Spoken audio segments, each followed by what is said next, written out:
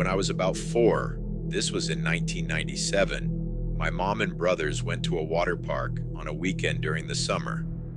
The park was set up so that you walk through the entrance and run directly into a food court with a little information map station. To the left was an inside arcade area with a little roller coaster directly outside of it, and behind the arcade building was an enormous wave pool.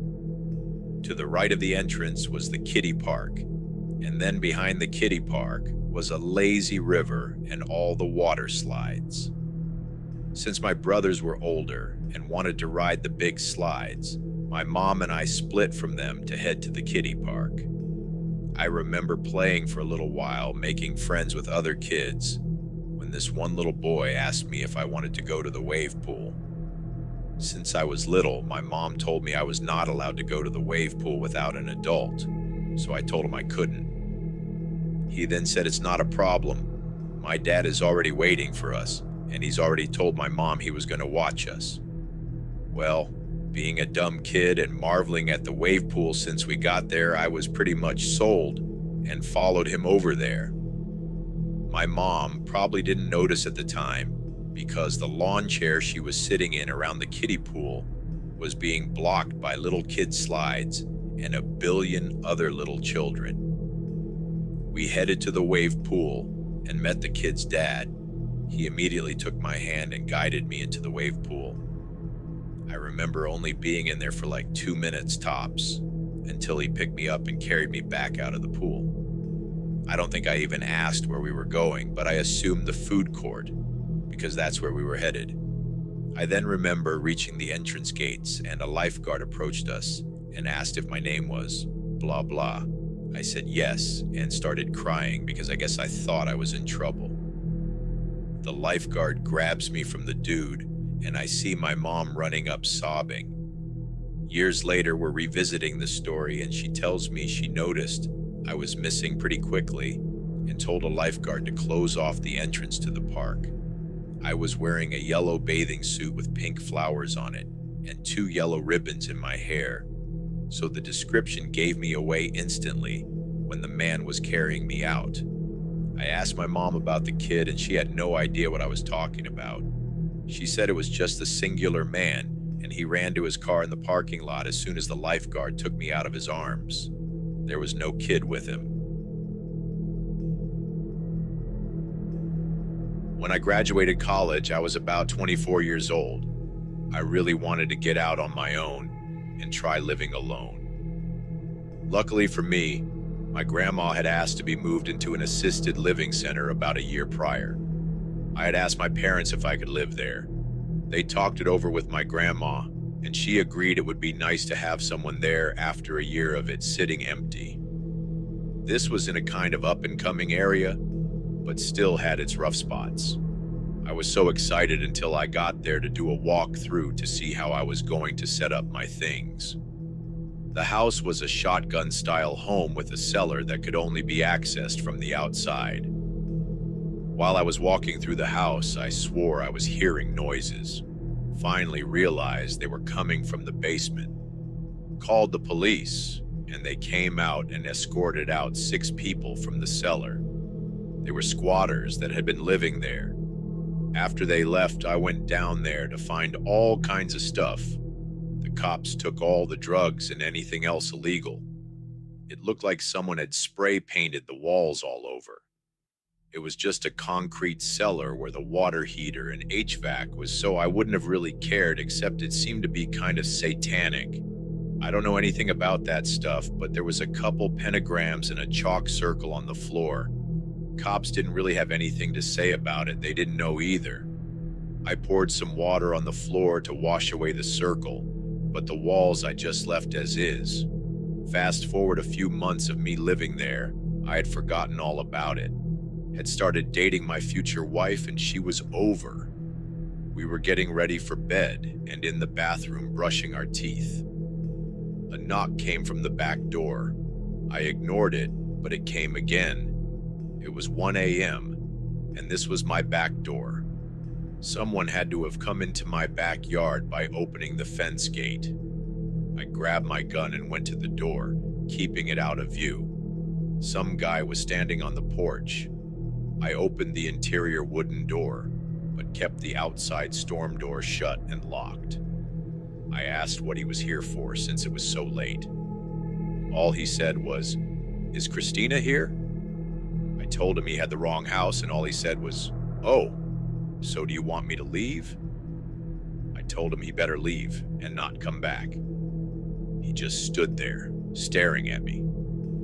I was getting very nervous at this point and shut the door.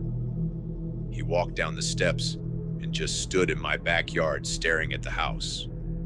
Then he tried to open the cellar doors. I had them padlocked, and he gave up. I opened the back window and told him to get out of here before the cops show up, or he gets shot, or both. Again, he just stared, but then finally left. I didn't sleep that night. Again, a couple months later, my girlfriend told me that guy was back, just standing in my backyard staring at the house. This time, it was in broad daylight. I called the cops this time. He tried the cellar doors again, but left before they showed up. The next day, I went down to the cellar to see if maybe there had been something left behind that he was trying to get, but found nothing. It was just a damp, disgusting cellar with a dirt floor. I have zero idea why he wanted in there. I highly doubt the satanic stuff had anything to do with it. It just made this creepier. I unfortunately had to move out sometime later, as I could no longer afford it. Never saw the guy again. Okay, I want to start by saying, this actually happened. This isn't some creepy story or something I made up. I still have trouble sleeping alone because of it. Even now, years later at 27, I check every closet and lock every door at least 3 times before bed. So, yeah, here's why I don't stay home alone anymore. I was 16, almost 17F, living with my mom and my little brother Ryan, like 7 at the time. My mom worked night shifts at a nursing home, so I was usually the one watching Ryan when she was gone. Since he was younger, he'd be asleep by 8, and I'd just do my thing. Watch TV, scroll on my phone, eat junk food. You know, typical teenager stuff. We lived in this little 1-story house on the edge of some woods. It wasn't totally isolated, but there weren't many neighbors nearby either. I used to love having the house to myself at night, until all of this happened. So, the first time I noticed something weird, it was small.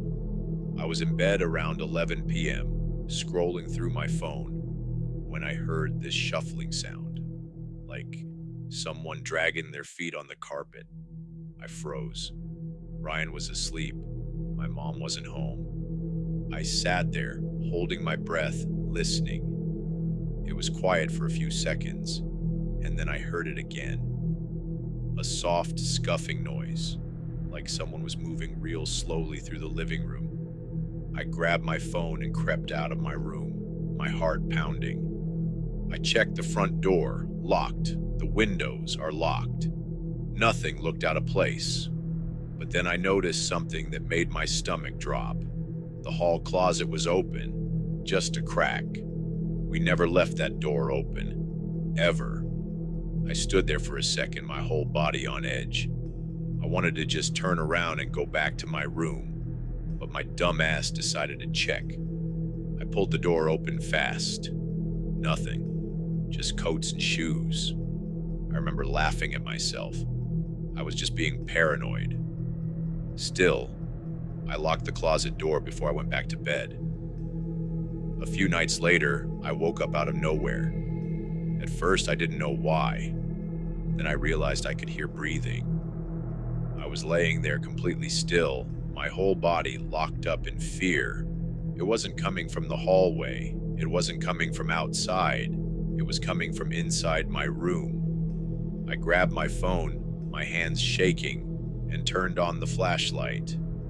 I shined it around. Nothing. The room was empty. The closet was closed. I barely slept the rest of the night. After that, I started feeling weird all the time, like I was being watched. Like whenever I turned my back, someone was just out of sight, peeking around a corner. I told my mom, but she just brushed it off. Then, about a week later, she woke me up after coming home early from work. She looked off. She asked me why the back door was unlocked, and I assured her I'd locked it, and she told me it was unlocked, and she just had to lock it. I knew, without a doubt, that I had locked it the night before, but I didn't argue. That night, I was on edge. I kept my bedroom door locked and my phone in my hand, just in case. I woke out to more breathing and just that gut feeling that someone's watching you. My whole body went cold. I sat up, barely breathing, and listened. I noticed my closet door was open, which was also weird. I turned on my flashlight just in time to see it swing open another inch. And that's when I saw him. I swear to you, there was a man crouched inside my closet, skin pale as hell, hair greasy and matted. He was too thin, like he hadn't eaten in weeks, and he was grinning at me. I don't even remember getting out of bed. One second I was staring at him. The next I was slamming my door shut and running to Ryan's room. Ryan woke up crying as I grabbed him and ran out of the house, my phone already dialing 911. The cops got there fast. They found him still in my closet. Turns out, he had been living in our crawl space for weeks. He had gotten in through a loose vent in the basement and had been sneaking into the house at night, watching us sleep, taking food when we weren't looking. But the worst part? When they pulled him out, they found something tucked behind my coats, a knife. The police said he was probably waiting for the right moment. I try not to think about what would have happened if I hadn't woken up that night.